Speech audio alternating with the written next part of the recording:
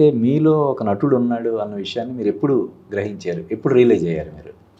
నేను యాక్చువల్గా నుండి ఇంతకుముందు ఇంటర్వ్యూలో చెప్పానో లేదో గుర్తులేదు. నేను 10th క్లాస్లో ఉండగా నాటకాలు వేయడం మొదలుపెట్టాను. ఓ, చిన్నప్పటి నుంచి ఉంది. స్కూల్లో వేసానండి. అంటే మా నాన్నగారు రైటరు, అంటే చాలా మందికి పత్రికా సంపాదకుడు, అధికారిక సంపాదకుడు కానీ తెలుసు ఆయన.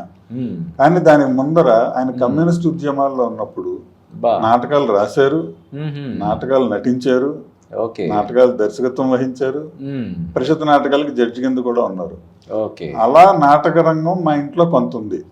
పత్రికా రంగంతో పాటు నాటక రంగం కూడా ఉంది. మా అమ్మగారి అన్నయ్య అంటే మా పెద్ద మేనమామ కాశీపట్ల రామం గారు అని, ఆయన నటుడు, రంగస్థల నటుడు. ఆయన చివరి దాకా, అంటే ఆయన చనిపోయేదాకా రంగస్థల నటుడి కిందే ఉన్నాడు. ఆయన అంజలీదేవి గారికి చేయలేదు సినిమా. అంజలీదేవి గారికి, ఆదినారాయణరావు గారికి ఒక టైంలో గురువు నాటకాల్లో ఉన్నప్పుడు. సో ఈ యంగ్ మెన్స్ హ్యాపీ క్లబ్ ఇవన్నీ ఫామ్ అవడానికి ముందర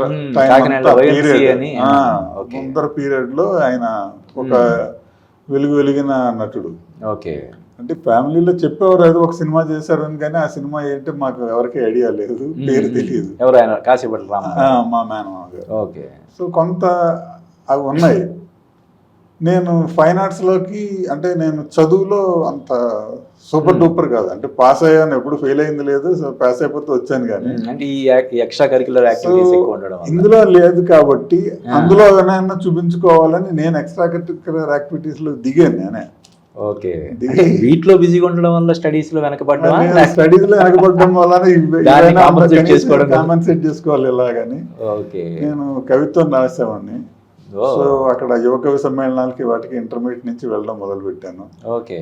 10th క్లాస్లో నా మొట్టమొదటి నాటకం వేశాను మా కాలేజ్లో, స్టేజ్ ప్లే. మన రావికొండలరావు గారిది కుక్కపిల్ల దొరికిందని నాటకం. అందులో ఆ కుక్కపిల్లని పెంచుకున్న పనివాడు ఉంటాడు, శ్రీన్ అని ఆ క్యారెక్టర్. ఆ శ్రీనిగాడి క్యారెక్టర్ కొత్త లెంగ్తీ క్యారెక్టర్. ఆ క్యారెక్టర్ నేను ప్లే చేశాను. తర్వాత అప్పుడే ఇంటర్మీడియట్, డిగ్రీ 5 ఏళ్ళు కూడా, ఇంటర్మీడియట్ 2 ఏళ్ళు, డిగ్రీ 3 ఏళ్ళు, 5 ఏళ్ళు కూడా నేను నాటకాలు వేస్తూ వచ్చాను. అలాగే డిస్ట్రిక్ట్లో, ఆల్ ఓవర్ డిస్ట్రిక్ట్ లెవెల్లో కానీ, కొన్ని 2 సార్లు స్టేట్ లెవెల్కి కూడా ఈ మోనో యాక్షన్ కాంపిటీషన్స్కి, ఇలాంటి వాటికి అన్నిటికీ పార్టిసిపేట్ చేసి నేను ఎప్పుడు అవార్డ్స్ తెచ్చుకున్నాను. ముద్దబ్బాయి అని ఇలా కొన్ని ఏకపాత్రాభినయం చేసేవాడిని. సో నేను చాలా సార్లు నేను బెస్ట్ ప్రైజ్ యాక్టర్ కింద తెచ్చుకున్నాను, బెస్ట్ యాక్టర్ ప్రైజ్ తెచ్చుకున్నాను. సాంగ్స్ కాంపిటీషన్స్ లో కూడా పాటలు అవి పాడేవాడిని. డిస్ట్రిక్ట్ లైబ్రరీ వాళ్ళు కండక్ట్ చేస్తూ ఉండేవారు. అలాగా ఎక్కడ కాంపిటీషన్ అయినా వెళ్ళడం జరిగింది. నాకు పాటలు ఒకటి అప్పట్లో విని గుర్తుపెట్టుకునేవాడిని మొత్తం సాహిత్యం అంతాను. అలాగా మెమరీ మంచి సాహిత్యం కూడా ఉండేది, మెమరీ ఒకటి మంచి బాగుండేది. తర్వాత ఇంకా సంసార జంజాటంలో పడి పెళ్లి చేసిన తర్వాత ముందు ఫ్యామిలీని పోషించుకోవాలి, ఆవిడని చదివించాలి. నా వైపుని తను మెడిసిన్ చదువుకుంది.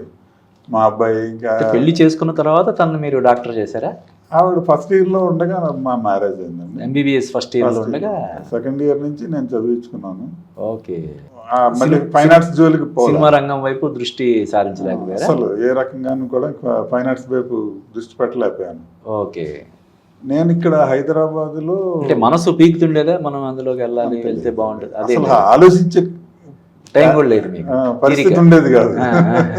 ముందు 4 వేళ్ళు చేతిలో ఏమంటారు, మనం భోజనం చేయగలిగితే చాలా 2 పూటలు అనే పద్ధతి ఉండేది. చాలా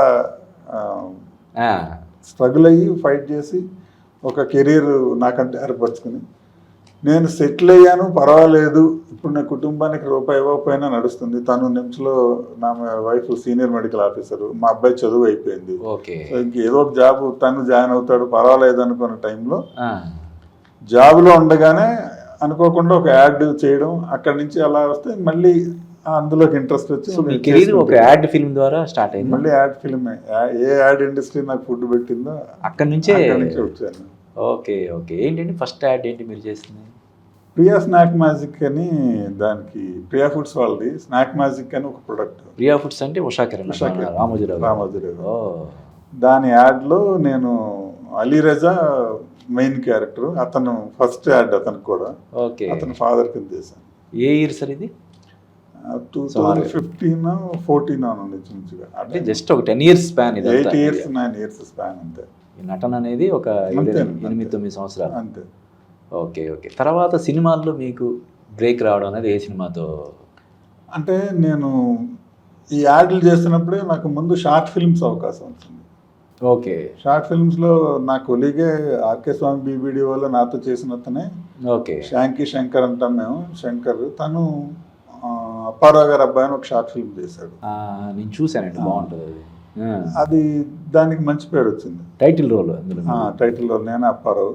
ఓకే. ఆ క్యారెక్టర్ నుంచి నాకు వరుసగా షార్ట్ ఫిల్మ్స్ వాళ్ళు క్యారెక్టర్లు ఇవ్వడం మొదలుపెట్టారు. ఓ ఒక టైంలో షార్ట్ ఫిల్మ్స్ ఫాదర్ కింద చాలా వెలిగాను. అదే టైంలో కృష్ణమూర్తి గారి ఇంట్లోని ఇంకొక షార్ట్ ఫిల్మ్ చాలా సూపర్ డూపర్ హిట్ అయిపోయింది. కరెక్ట్. హిట్ అయిపోవడంతో అది చూసిన వాళ్ళు నాకు రిపోర్టర్ అని మన ఒక సినిమా, అది తర్వాత ఆ పేరుతో కాకుండా జర్నలిస్ట్ అని పేరుతో రిలీజ్ అయినట్టుంది, లేట్గా రిలీజ్ అయింది. ఓకే.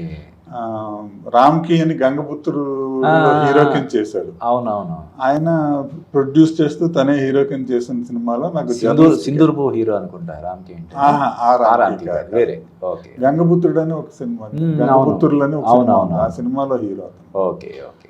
ఆయన నాకు ఫేస్బుక్లో మెసేజ్ పెట్టి, మీరు ఒకసారి మీ నెంబర్ ఇస్తే మాట్లాడతానంటే నెంబర్ ఇచ్చాను. ఆయన ఫోన్ చేసి, మన దాంట్లో జర్నలిస్ట్ క్యారెక్టర్ ఉందండి, మీరైతే బాగుంటారు, కరెక్ట్గా అనిపిస్తుంది అని నన్ను పిలిచి నాకు అది ఇచ్చారు. కానీ దాని తర్వాత అది ఫస్ట్ సినిమా. అది ఫస్ట్ సినిమా. ఓకే. మహేష్ కత్తి డైరెక్ట్ చేశాడు దాన్ని. ఓకే. తర్వాత తందే పెసరట్టు తర్వాత పెసరట్టు. ఓహో, ఫస్ట్ జర్నలిస్ట్ తర్వాత ఇది రాలేదు బయటికి రాలేదు. పెసరట్టు ముందు వచ్చింది బయటికి. రిపోర్టర్ ఆగిపోయింది. రిపోర్టర్ తర్వాత 4 ఏళ్ళకి ఎప్పుడుకో బయటకు వచ్చింది. అది జర్నలిస్ట్ అని పేరుతో అది బయటకు వచ్చింది.